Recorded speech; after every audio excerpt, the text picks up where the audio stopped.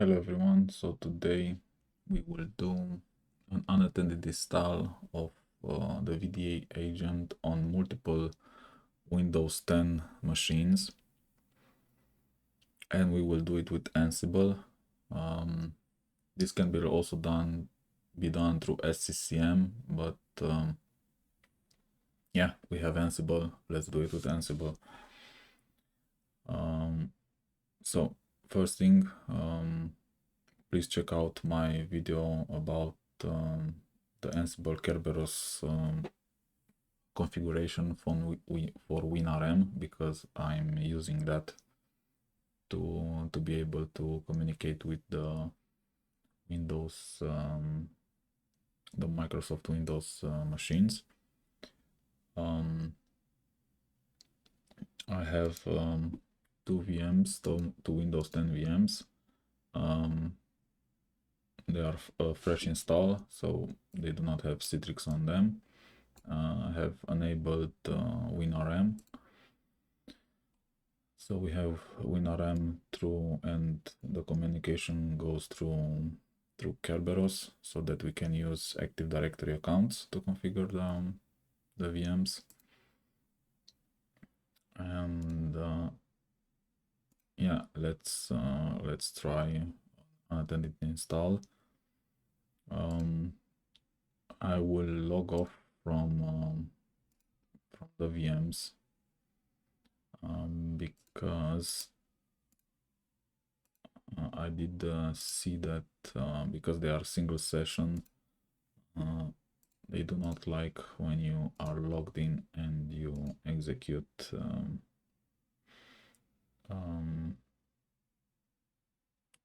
the playbook with the same account. So I'm using the same account to log in on them, and also the same account to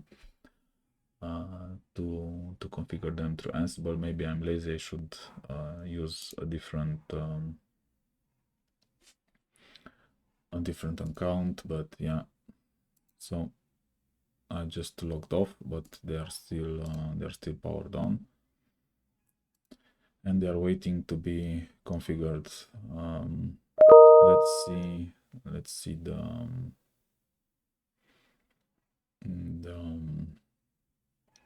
the playbook. So this is the hosts file. So those are the basic configurations, so that WinRM works through Kerberos. And let's see the actual playbook. So I have included this part. So this task, prepare the windows. I do it just because I want to configure some things on the VMs. But you, in your environments, you don't need to do this. So I'm stopping the Windows updates. I'm setting a different time zone. I'm opening a firewall port so that ping will work, because now if for example I try to ping one of those VMs,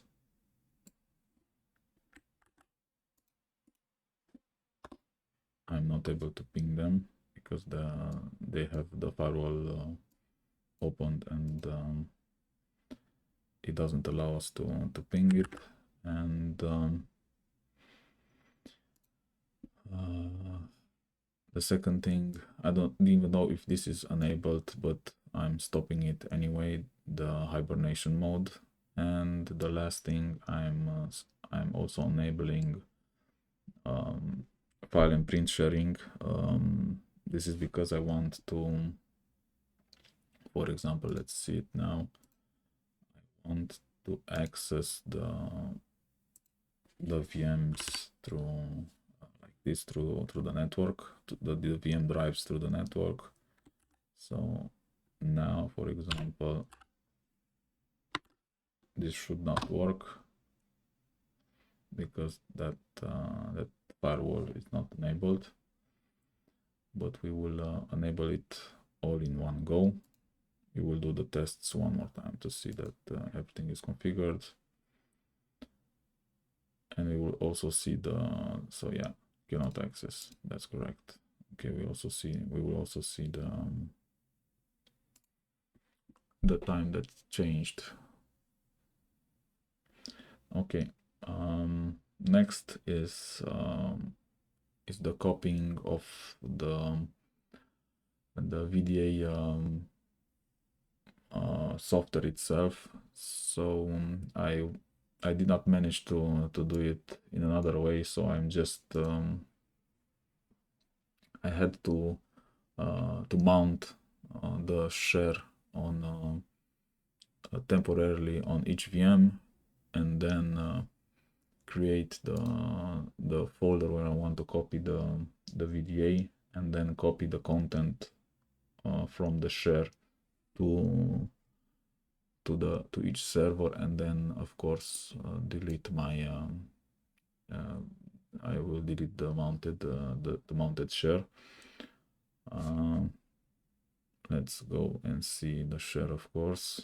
So we are talking about this one. Ansible, did I write that in where is it? Ansible, yeah. So we are copying the content of this folder, and we have the VDA agent for the Windows 10 for the single session OS, and we have I have two configuration bots. So, or how do you call them, configuration files. So one is the install. We will open them in a minute, and the other one is uninstall if I want to uninstall the software, the VDA agent. Let's go back to Ansible. So after it copies the files, it will execute the install file, and I've set here that if it gets return code 0 or 1, it should not show the message failed, because I've tried it without this, and the output from executing the install is 1, and Ansible interprets this as failed, and you get a lot of red notifications even if the install is successfully. So this is how we can avoid that. I have set up a waiting period, because the automated install will also reboot the servers. I did not select no reboot, so let's delete that because it's not true. So after it installs, it will reboot each VM. Not Ansible will reboot them, but the VDA install itself. Okay, and after I wait a little bit, I'm just checking for the exit code, because this exit code will let me know that it was successful or not. So this is the exit code with what the Citrix VDA installer will end. This is the last line, and I believe you will find this text twice in the file, but at the end where everything is done. And so this is basically a PowerShell script, and if it doesn't find this message, it will just write error, so that I can check later why the installation failed. And it searches in ctemp VDA, because we will go right away on the share to check that bat file to see how we configured it, because I've set up the custom a custom path for the logging, and this is where it will log everything during the installation. And this is the output from just so that I see what the search has done. So this is basically the how is it called, the playbook. I'm the domain user and the domain password for the share mount are in a vault, so that the password is never discovered. Let's see the Citrix part, because we also want to know how to do that. What is it? The share. So let's edit this. So as I told you, we will install it quietly. We will only install the VDA agent.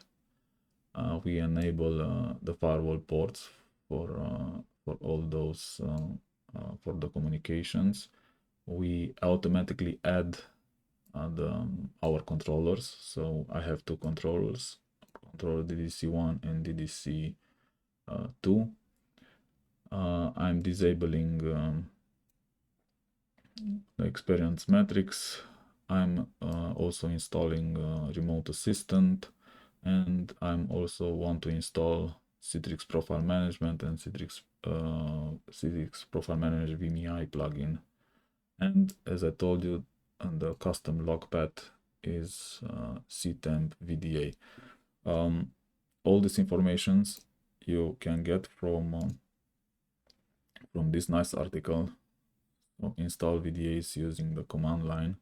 I've used it, and everything you need to know, it's explained here, and there are also a few examples in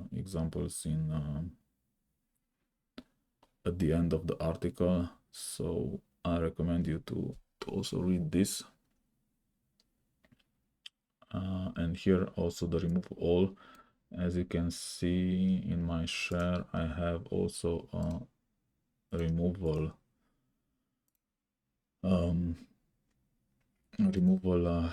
command configured, and this will also quietly uninstall, and it will use the same setup file. Normally you do not need to uninstall, only if you have some issues. Normally you should, if you have, so for example, if you have 2203 CU5 and you will have to upgrade to a newer version, then you just do a quiet upgrade. I will also do a video about that, but for now this is the install. So the main install, for example, if you get a fresh Windows VM and you need to install the VDA agent on it. Okay, enough talking. Let's actually execute the playbook. One more thing that I will do when I execute the playbook, because I want this to behave like SCCM, so I want Ansible to install all the VMs at the same time, not one by one, because if you execute the playbook like this, Ansible playbook, and yeah, ask vault password, then it will do the install one by one. But in our case, we want to install everything at the same time, and for that we can also read this article. So I will use the what is it, forks. This is how Ansible names it. So this is basically how many instances will Ansible run at once. So in my case, I will use F2, but if you have, for example, 100 servers, you will use F100, sorry, and then your playbook name, and everything else, and this will ensure that the installation part, that one that is most important, that it will take a lot of time, not a lot of time, but you cannot wait one by one. That will start on all the servers at the same time. So let's actually start the playbook. Minus F2. It was like this, correct? Minus F, yeah, okay. And we write our playbook name. It's 2, and we need to ask for vault password. I hope it's typed correctly. Okay, let's type the password and let's see, did I do it okay or no? So the gathering facts is done. The prepare Windows, so the disabling of the updates and everything else has been done. It seems that it also copied the files, which is very fast. Let's actually test that, because we were not able to see that C drive, but now we should. Yeah, so the configuration is done. VDA. Okay, so we have the files, and I'm sure that the installation is now running. Okay, so also the custom folder log path has been created, and here we can see the log, and it's writing here everything it's doing. Okay, let's go back to Ansible, because I'm curious about the last step, because this is I did not test this before, but we will see it. The first sign that it was successful is that the VMs will reboot. So we just need to keep an eye on them. And the Xen server console not always works as expected, but it doesn't matter because we can follow the process here in Ansible. And when it finished for all the 2 VMs, it will jump to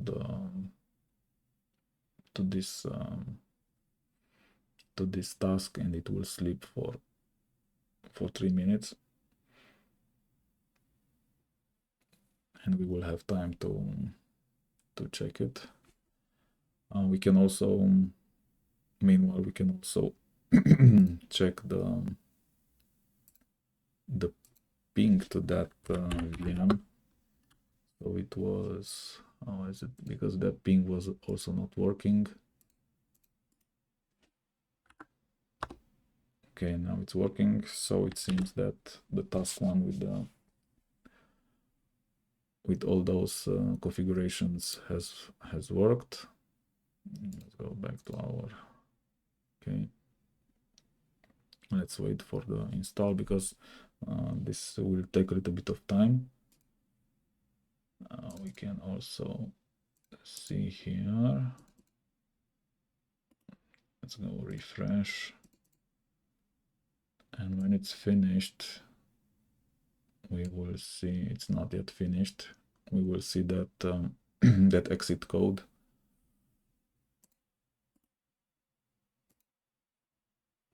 But it's still working.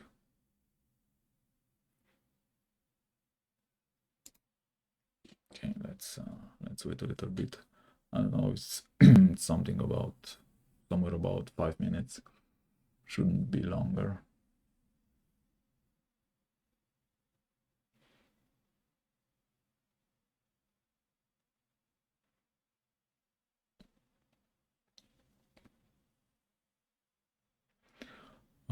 I also have them, or also have the VMs added in a delivery group and in a machine catalog, so we will also see them instantly on the. Okay, so the installation has finished for both of them, as you can see. So if we wouldn't use that -F, then it will be one by one. Let's see if they reboot. They should. Yeah, so this is rebooting. Probably the second one too.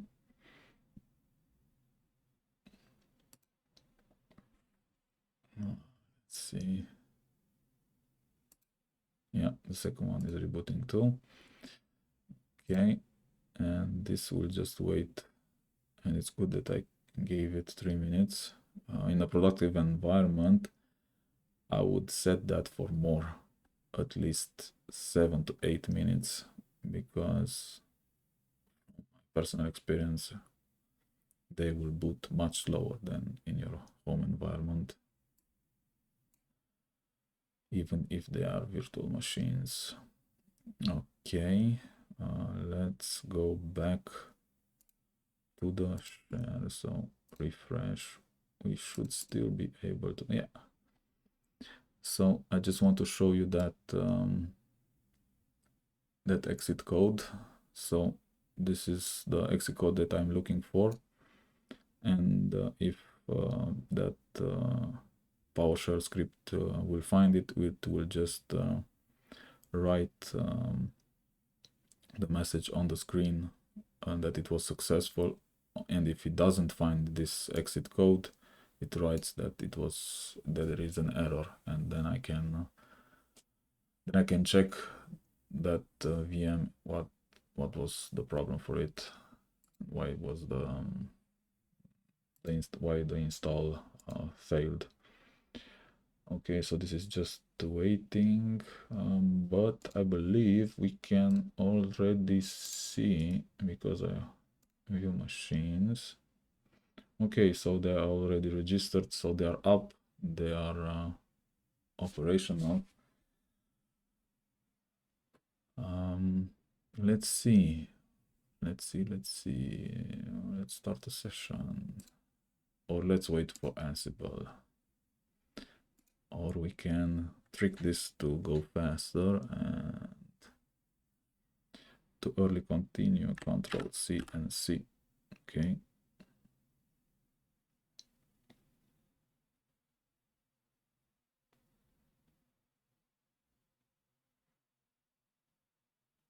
Okay, let's see. Can it? Okay, so we don't have any issues, and this is the message as I told you. It displays you the VM and successful. So if it finds that message, that text, it writes successful. If not, it will write error. Yeah, it will write error. Okay, so the installation is done. We can also connect to one of them. Let's connect directly through the storefront. Okay, static user, because this is also how we check that the installation was successful.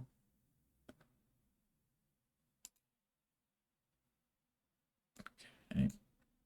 This is the message when you connect for the first time and you do not have a roaming profile.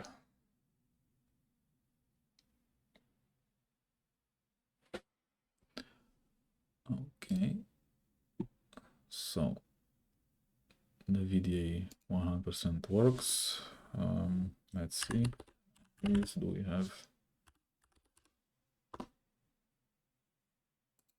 access to? Yeah, we have. Okay, so we have successfully installed the VDA agent with all the components that we wanted. We excluded the workspace app, so we did not want the workspace app. If we would want the workspace app, then we should have installed it. Where is it? This one. We should have added in our command something about plugin. Let's see. Where is it? From what I remember in the beginning. Here. So in the components, if you would also wrote plugins, then it will also would install the Workspace app. But I personally do not recommend you to install the Workspace app like this. Just install in a productive environment, just install the VDA agent and separately install the Workspace agent. Because I've seen some issues when you want to uninstall the VDA, for example, it will it will have some issues. So I recommend you just to install the VDA agent and then separately the Workspace app. Okay, and this was it. Thank you for watching, and yeah, subscribe to my channel, and if you want, give me a like or a comment. Thank you. Bye.